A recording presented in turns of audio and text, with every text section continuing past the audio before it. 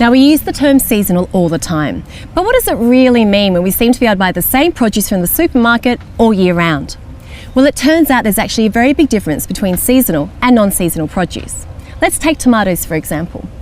Now in winter, tomatoes are meant to look like this, but in the supermarket, they seem pretty red.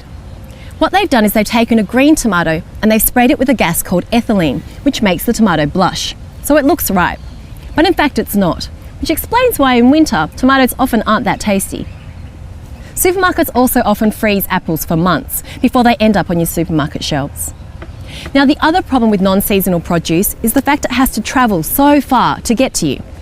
A recent study in Victoria showed that a basket of produce could actually have travelled 21,000 kilometres, roughly the coastline of Australia. On the other hand, if you buy seasonal produce, things like this beautiful broccoli or this mizuna, you're going to be eating food that's not only tasty, but also more nutritious. It's probably going to cost less because it hasn't had to travel so far, and you'll leave less of a carbon footprint. So how do we do this? Well, we find our local farmers market. The local farmers market will tend to have things that are seasonal and obviously also local.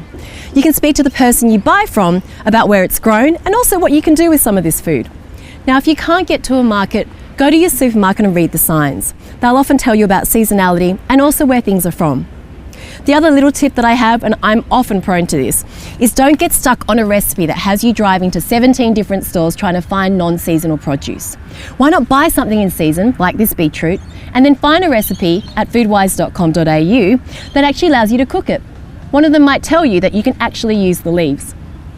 We know we can't just sit here anymore, it's time to do something. So let's get Foodwise about eating in season.